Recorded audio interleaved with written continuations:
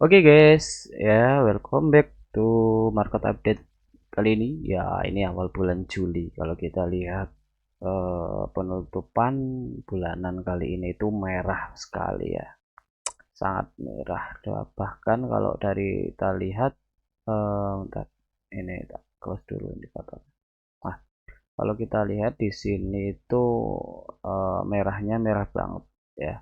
Tapi kalau kita lihat indikator itu stokastik cenderung cross ke bawah ya, walaupun overbought ya, walaupun dia oversold tapi dia itu cross ke bawah, yaitu yang jadi pertanyaan apakah dia masih bisa turun ataupun dia mau naik lagi. Nah, kalau dari per monthly ini, kalau saya lihat di sini memiliki kecenderungan bearish traktor ya, bearish traktor. Tapi menurut saya pribadi demand di sini itu kuat ya. Karena apa? Karena di sini sebelumnya di area akumulasi, di sini sebelum akumulasi, di sini ada area akumulasi. Nah, kalau sampai ke sini, wah itu parah. Walaupun kalau saya lihat di sini itu besar kemungkinan ada, nah, karena di sini ada fair value gap kan. Nah, tapi kalau sampai ke situ, wah parah sekali ya. Tapi untuk saat ini dari saya pribadi itu menargetkan cenderung ke 50.000 paling dekat ya kalau sampai. Nah, tapi semoga di sini nggak sampai 50.000 itu udah apa namanya udah bottom ya. Saya harap nggak sampai 50.000. Oke, karena mungkin kalau kita pakai IMA ya 200 ya, di sini IMA 200 per monthly itu belum muncul ya. Nah, mungkin kita ganti EMA pakai ini aja, pakai chartnya kripto ya. Coba EMA 200 muncul, oh belum. Sama ya. Berarti kita ganti ke EMA 100. Berarti EMA 100 harusnya EMA 100 itu menahan ya. EMA 100. Nah, EMA 100 itu harusnya bentar lagi menahan. Nah, seperti sebelumnya menahan-menahan. Nah, di monthly ini ya harusnya semoga EMA 100-nya menahan seperti yang di sini atau mungkin seperti yang di sebelum-sebelumnya, yaitu di nah ini di 2020 itu menahan.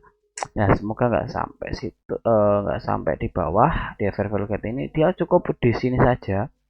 Nah, kalau dari saya sendiri analisanya mungkin keyakinannya itu lebih cenderung ke situ ya, wah si bearish ya, karena mungkin kita di sini lihat apa namanya shooting star, dan di sini mungkin adalah candle pattern bearish ya, dan kemungkinan harga itu masih bisa ngisi fair value gap untuk naik dari Bitcoin tuh, harga fair value gap untuk naik sebelum dia nanti bergerak turun ya, semoga gitu. Nah, kalau dari koin glass sendiri itu apa namanya ya, mana data pengembalian Bitcoin ya, dari kuartal ini, kuartal 3 itu cenderung bullish ya, rata-rata kuartal 3 itu cenderung bullish ya, kuartal 3 ini. Nah, dan bulan Juli itu cenderung nanti juga ditutup bullish, rata-rata bullish. Nah, kemungkinan bulan Juli ini ada kenaikan dari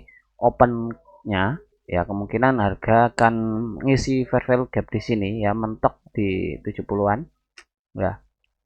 Menurut saya ya gitulah. Menurut saya dia akan mentok ya di atas inilah. Kita anggap semoga dia mentok di atas sini aja. Nah, dia mentok di atas sini. Oke, sebelum dia nanti turun lebih jauh. Nah, kalau Mbak kenapa turun lebih jauh? Nah, kalau dari cycle itu harusnya itu bottom itu di kuartal keempat. Kalau di sini nanti sideways, maka berarti bottomnya itu bukan di kuartal keempat gitu. Nah, itu. Jadi seharusnya dia naik dulu nanti di bulan apa ya? Agustus sih cenderung bearish ya, rata-rata mediannya bearish minus. Nah, September juga rata-rata minus. Nah, jadi mungkin Juli itu naik, Agustus September cenderung turun, nanti di Oktobernya mulai pulih-pulih-pulih. Nah, itu yang saya nanti-nantikan. Jadi mungkin kita pakai chart weekly ya. Nah, kalau jadi chart weekly kemungkinan dia akan bisa untuk ke sini ya, dari fair value gap ini. Nah, dari fair value gap ini semoga dia nanti akan seperti ini. Nah, semoga ya. Nah, kalau udah ke pure dari ini kan apa namanya ya? Nanti ada potensi EMA yang dari ke sini turun. Nah, itu kan. Nah, turun gini EMA-nya. Nah, tapi kalau kita lihat dari market structure di sini tuh udah bearish. Nah, di sini ada break of structure. Di sini ada break of structure. Nah, di sini break of structure, terus di sini masih hitungannya itu masih liquidity sweep ya. Di sini tuh hitungannya masih liquidity sweep. Berarti kita carinya sweep. Ada mana sweep ya? Sweep, sweep, sweep, sweep mana sweep, sweep, sweep. Mana sweep? Ini. Jadi hitungannya di sini masih sweep. Uh, nah, kalau kita zoom in ya per sini, nah ini juga masih sweep, internalnya itu juga masih sweep. Nah, maka dari itu ini agak mengerikan ya dari teknikal ini. Nah, rata-rata itu sweep. Jadi kalau mungkin biasa orang mengindikan sweep itu liquidity grab atau mungkin liquidity untuk dia naik lagi. Nah, kita bisa pakai mungkin di sini sebagai hacknya. Jadi untuk tren itu market structure pun dia turun ya. Di sini mungkin bisa disebut apa namanya ya? Hack liquidity itu apa ya, Mas? Base liquidity ya. BSL. Base liquidity. Nah, kita bisa ekspektasi market itu naik di sini lalu turun ataupun di extreme order block di sini. Nah, di extreme order block di sini sebelum nanti dia bisa turun lagi. Jadi ada chance itu market itu turunnya seperti ini. Nah, lalu dia turun. Oke, seperti itu. Nah, seperti itu ya. Nah, kalau kita lihat di sini pun ada potensial apa ya? Kalau kalian pakai lencat itu apa? Left shoulder atau left shoulder ya lupa. Kan kalau saya menyebutnya itu Quasimodo, ya, Quasimodo pattern GM ya. Walaupun kayak HNS lah gitu ya. Ibaratnya ya seperti itu. Oke, paham ya, paham. Nah, jadi kalau dari saya market itu ada potensial untuk apa namanya ya turun. Nah, lebih ke cenderung turun dengan target terdekat itu di 50 ribuan kalau kita saya apa namanya ya saya pakaiin bilangan bulatnya itu 50.000 ya, kita pakaiin bulatan aja koordinatnya 50.000. Nah, ini kita pakaiin 50.000 J50 Jirolu. Nah, sorry 500.000 malah, sorry 50.000. Nah, seperti ini. Nah, ini dari contoh kasus nanti stokastik naik turun baru nanti di kuartal ke berapa ya, keempat.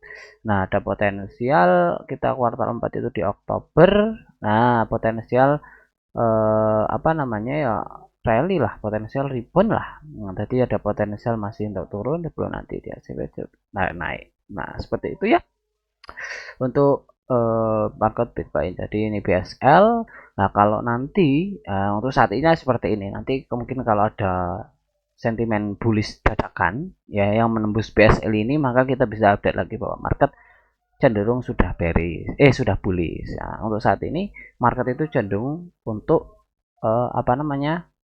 Bearish ya. Begitupun untuk mungkin altcoin lainnya itu tetap ikut dari apa namanya ya, dari tetap mengikut dari Bitcoinnya ya. Kalau kita lihat di sini, nah di sini ada mungkin beberapa area ya yang cukup besar ya. Di sini ada di beberapa area yang cukup besar ya. Ini kita hapus ini gambaran di apa namanya di private community.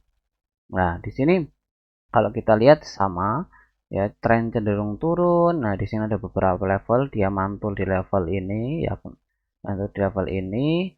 Nah, semoga kalau bukan semoga ya, kalau Bitcoinnya turun lebih dalam maka dia bisa masuk ke zona kuning ini ya, ke zona ini ya. Nah, kalau Bitcoinnya nanti turun lagi, maka altcoin ada potensial turun dan masuk ke zona ini ya. Untuk Ethereum nggak usah kita bahas ya. Kenapa ya? Karena dia ngikut Bitcoin. Ya di sini mungkin kalau sebenarnya ya menurut saya Ethereum itu saat ini ada di range area yang paling bagus untuk spot zone ya. Atau mungkin kalian bisa ambil di liquidity di sini. Nah, oke. Nah, ini adalah area Ethereum yang sangat-sangat apa namanya ya? Yang sangat-sangat perfect ya untuk kita pakai ya. Jadi Ethereum mungkin yang mau cicil ya, karena kita lihat di sini market structure-nya di sini, bullishnya di sini ya. Di sini kita bullish breakout structure. Oke, dan di sini adalah sell seed liquidity-nya. Maka kalau dari saya sendiri apa namanya, nah, maka dari saya sendiri menganggap bahwa market itu trennya itu masih bullish di weekly ini ya. Weekly ini tren marketnya, market structure-nya di gambaran besar ya, bukan gambaran kayak Bitcoin jangka beberapa apa namanya ya, kayak beberapa bulan menunggu kuartal setelah. Nah, kalau ETH ini itu mungkin beberapa tahun, yaitu per tahun ya. Ini sejak gambarannya kan sejak 2025 sampai berapa ini. Nah, ini kan 2022. Nah, ini gambaran besarnya tren di Ethereum itu masih bullish ya dengan aduh sorry.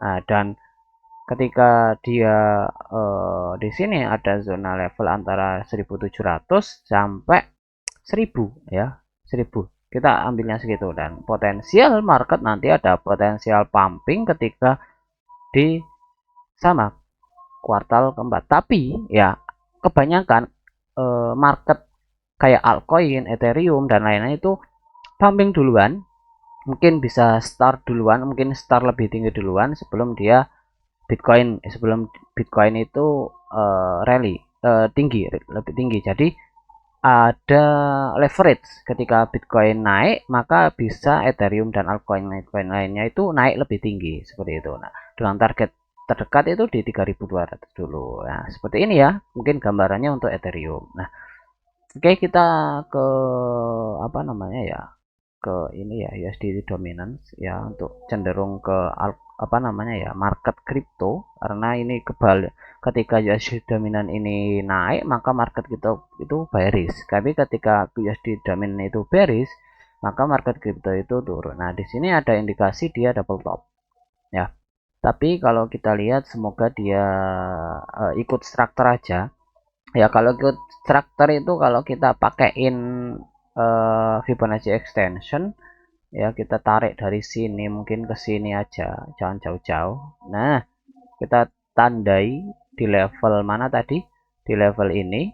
Nah, kalau harapan saya, nah kita tandai ke di level 1 ini aja, jangan jauh-jauh karena kejauhan market hancur. Nah, kalau kita lihat di sini, nah semoga nanti mungkin nunggu kuartal keempat market bearish, nah, nanti naik sebelum dia nanti turun. Nah, proses turunan ini ya, USD dominan ini nanti akan membuliskan market crypto ya. Nah, ini mungkin 10-5%. Nah, seperti itu ya. Nah, seperti ini. Nah, ini target-targetnya. Jadi untuk mungkin bisa dibilang pumping yang cukup oke, bull market ya. Kalau berhasil nanti di kuartal keempat sesuai cycle. Seperti itu. Untuk altcoin lainnya ya nggak ada. Begini kan update market keseluruhan ya. Jadi tadi Bitcoin itu seperti apa tadi ya, lupa aku. Nah, Bitcoin itu seperti ini. Nah, tadi ada potensi turun di sampai kuartal ke apa? Keempat Oktober. Walaupun nanti Julinya ada potensial, Juli ini ada potensial naik, entah dia sampai ke 70 atau cuma sampai ke 79, 78, 77, 79 atau mungkin hanya pakai sampai 69 ya. Lalu dia turun lagi. Seperti itu. Nah, dan Ethereum ini jangka panjangnya tadi Ethereum itu. Nah, ini jangka panjangnya Ethereum, ini jangka panjang ya. Ketika sudah bear market, bull market di sini, Nah, kalau mungkin Ethereum nanti Juli juga bullish, nah lalu apa namanya lalu bearish lagi ya kemungkinan seperti ini. Nah, itu kemungkinan seperti ini kalau ngikut Bitcoin. Nah, untuk USD dominan sama. Nah, antara dia mungkin Julinya kalau market bullish berarti Julinya gini, lalu gini. Nah, nanti sebelum dia turun seperti ini.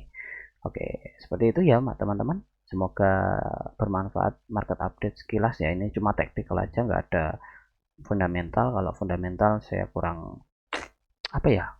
Kurang apa? Marketnya susah buat fundamental karena fundamentalnya aja ada yang apa namanya Piala Dunia yang kata orang berpengaruh, ada yang perang yang masih berpengaruh katanya, ada yang mungkin kebijakannya Trump, ada mungkin ya kebijakan yang aneh-aneh itulah. Nah, atau mungkin narasi perang di dunia ketiga. Nah, itu yang membuat fundamental kita kacau. Jadi kita update-nya secara teknikal aja. Oke.